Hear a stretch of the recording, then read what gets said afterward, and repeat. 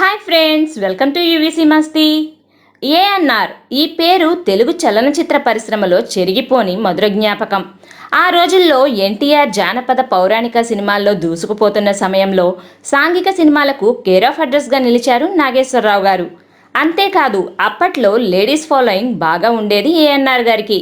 సాంఘిక సినిమాల్లో ఆయన డ్రెస్సింగ్ స్టైల్ని, సిగరెట్ తాగే విధానాన్ని అప్పటి కుర్రకారు బాగా అనుకరించేవారు. జానపద సినిమాలను ఎక్కువగా ఆదరించే ఆ రోజుల్లో సోషల్ సినిమాలను పెద్దగా ఆదరించేవారు కాదు. అయితే సాంఘిక సినిమాలకు మెల్లగా ఆదరణ పెరుగుతూ వచ్చింది. ఎన్టీఆర్ గారికి పోటీగా నిలబడాలంటే తనకంటూ ఏదో ఒక ప్రత్యేకత ఉండాలని, అందుకు తగ్గట్టుగా పాత్రల ఎంపిక, ఆ పాత్ర హావభావాలు వంటి విషయాల మీద ఎక్కువగా శ్రద్ధ పెట్టేవారు నాగేశ్వరరావు గారు. ఆ సమయంలోనే, అంటే 1950లో ఎల్వి ప్రసాద్ గారి డైరెక్షన్లో సంసారం అనే సినిమాలో వేణు అనే పాత్రలో నటించే అవకాశం వచ్చింది నాగేశ్వరరావు గారికి. ఆ పాత్రకు నాగేశ్వరరావు గారిని సెలెక్ట్ చేయడంతో ఆ పాత్రకు ఆయన సరిపోరు అని పలు విమర్శలు వచ్చాయి ఇండస్ట్రీలో. వాటిని ఛాలెంజింగ్ గా తీసుకొని అప్పటి వరకు సాంఘిక సినిమాల్లో పెద్దగా నటించని నాగేశ్వరరావు గారు ఆ పాత్ర ద్వారా ఎలాగైనా మంచి పేరు తెచ్చుకోవాలనుకున్నారు. సంసారం సినిమాలో ఆయన నటించిన వేణు పాత్ర మొదట్లో పల్లెటూరిలో ఉంటూ మొరటుగా ఉంటుంది. ఆ తరువాత వేణు సిటీకి వెళ్లి తన వేషభాషలన్నీ మార్చుకుంటాడు. ఎలాగైనా ఈ సినిమా ద్వారా తానేంటో నిరూపించాలి అని ఆ పాత్ర వేషధారణ మీద బాగా వర్కౌట్ చేశారు నాగేశ్వరరావు గారు. మామూలుగా కాకుండా కొత్తగా, గ్లామర్గా కనిపించడం కోసం ఏదైనా చేయాలి అని అనుకున్నారట. సినిమాల్లో కంటే మధ్యలో వచ్చే పాటల్లో హీరో హీరోయిన్లు వేసుకునే డ్రెస్సులు కానీ, గ్యాడ్జెట్స్ కానీ జనాల్లోకి తొందరగా వెళ్ళేవి.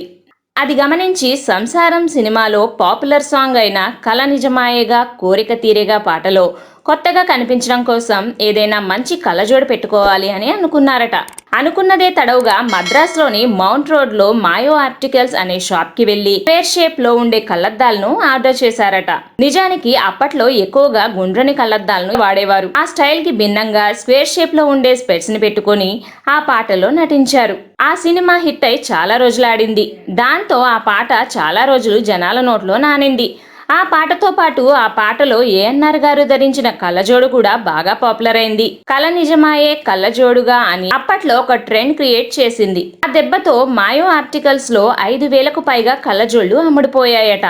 దాంతో మాయో ఆప్టికల్స్ వారు చాలా కాలం వరకు ఆయనకు కావలసిన కళ్ళజోళ్లు వారి షాప్ నుండి ఏర్పాటు చేసేవారట.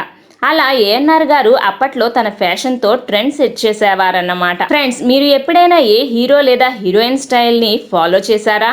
ఒకవేళ అయి ఉంటే ఎవరిని బాగా అనుకరించారో కమెంట్స్లో తెలియజేయండి. That's all for this video friends. ఈ వీడియో నచ్చినట్లయితే మర్చిపోకుండా వీడియోకి ఓ లైక్ ఇచ్చి మా ఛానల్ని సబ్స్క్రైబ్ చేసుకోండి ఫ్రెండ్స్. అలాగే ఈ వీడియో మీద మీ అభిప్రాయాన్ని కూడా కమెంట్స్లో తెలియజేయండి. Thanks for watching friends. జై హింద్.